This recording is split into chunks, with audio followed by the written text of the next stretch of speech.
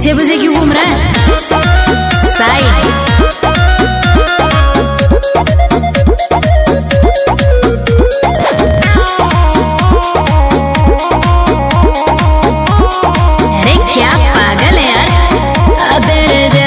मवाली मेरे आगे पीछे घूमते सुबह और शाम है, कितनों को जगह है इस दिल में दे दूं, लिस्ट में हजारों नाम है।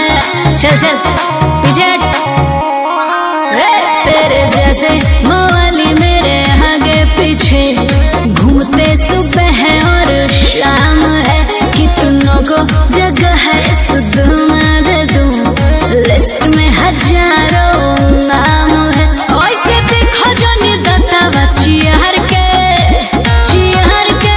कनखी मार के। हे भैया ये तो बेटी हो गिलो बुरु बात जे फार्म भरी करे न करी लागी। मैडम बोलबो ढेर तोहर दिल हो कि नौकरी सरकार के, इंटरव्यू खाती खोजलू हजार के,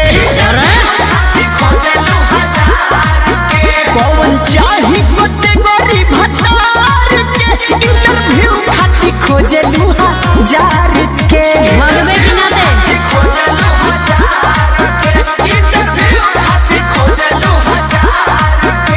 एक रैपटा पड़ेगा ना। हेलो गाइस, तो कैसे हो आप सब? आई होप आप ठीक होंगे। तो कैसा लगा हमारा डांस वीडियो आपको कमेंट बॉक्स में जरूर बताइएगा। अगर आप हमारे चैनल पर नए हैं तो हमारे चैनल को सब्सक्राइब कीजिए, वीडियो को ज़्यादा से ज़्यादा लाइक कीजिए और अपने दोस्तों के पास शेयर कीजिए। तो दोस्तों मिलते हैं फिर से किसी नेक्स्ट डांस वीडियो में, तब तक के लिए आप ऐसे मचाते रहिएगा, ठीक है।